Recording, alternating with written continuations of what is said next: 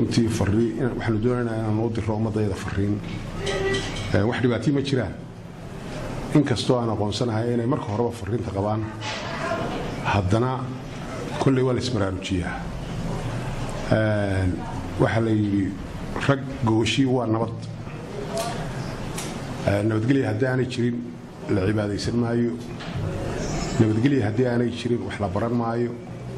nabadgelyo haddii aanay jirin la dhisan maayo oo la dhaqan maayo nabadgelyo haddii aanay jirin wax la qabsan karayaa ma jirto adduunka barasaabka gobolka Maroodijeex Mr. Jeeniyare saaka waxaanu isku nimid koow fariin inaan u wada diro muxuu ahaa dadweynaha reer Maroodijeex mar labaadkana inaan fariin u diro dadweynaha reer Somaliland guud ahaan waa koowe iyadoo barasaabku aad u sharaxi doono dadweynaha reer Maroodijeex waxaan leenahay nagu xeeran oo inagu gadaaman gobollo ama dalal aan deganayn oo muxuu ahaa badani ka taagan tahay dhibaato ka taagan tahay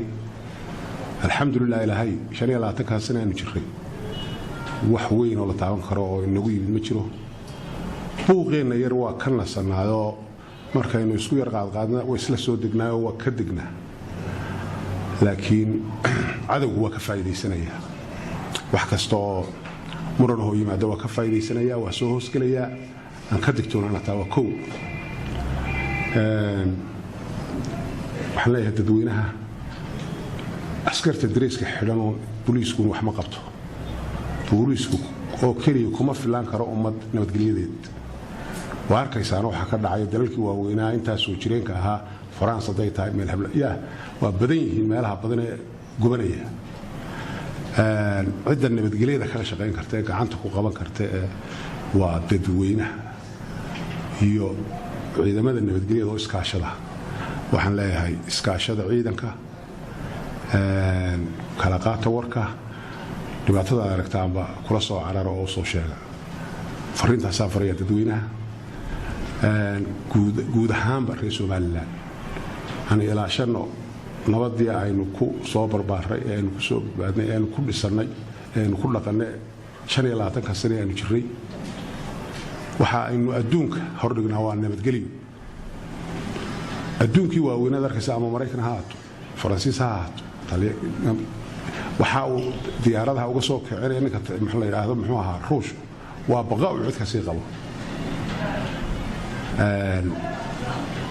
innaga maanta wax la inooga baahan yahay kulli xaalad doorasho marka ay soo dhawaatana dadkeena waa taqaanaayo way inficaali baan xamaasadeen way iska yar badan tahay xamaasadaan hoos u dhigno aan u soo jeedsana dalkeena iyo dhismihiisa dadweynaha waxaan leeyahay saddex xisbi waxa ardamayo tartamaya nin walba ninka doonto uuri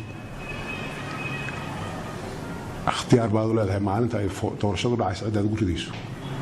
لكن واحد اللي كبه هاي أنا نبدي إنه كمل من هؤلاء سياسة أنا نبدي إنه يوم حواد الجناشين يوم حوا هايش تبع شدي إنه أنا كمل من الله لك سياسة يو حردن خيره هي ماده هذه بأمها سنتين وحان الله هاي waxaan inooga baahan yahay feejignaan iyo soo jeed baa inooga baahan yahay waa ognahay dhibaato iyo qax iyo dagaal wuxuu yahay waa soo aragnay waana garanaynaa hareeraheena ay ku gadaaman tahay arintaas way ka taagan tahay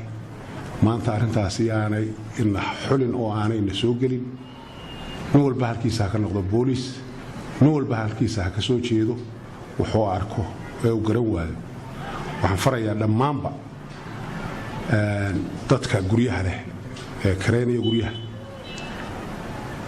inay guryahooga aanay ka kareyn cid aanay garanayn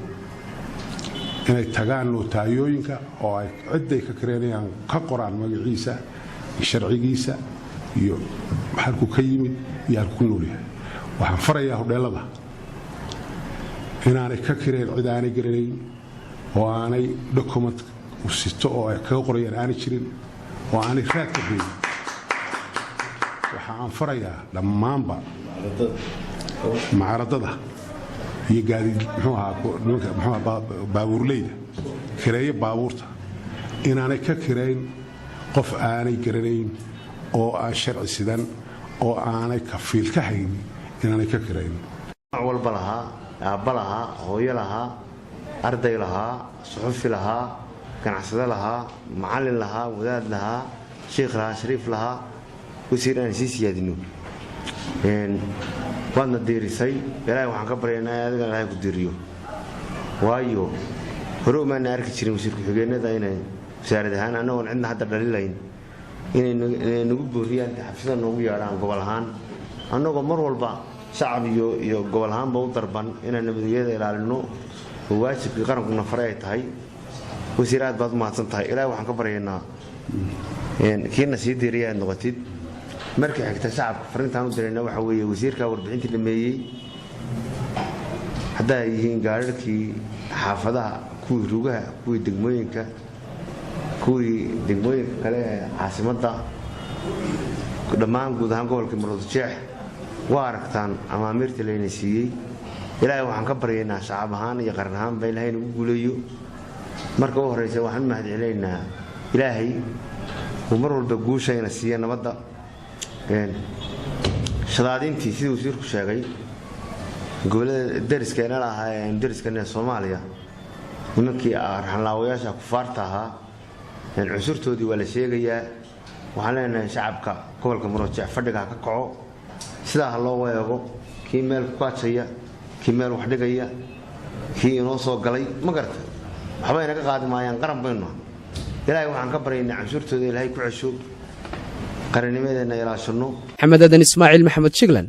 shabakada caalamiga ee Harwanaag News magaalada Hargeysa.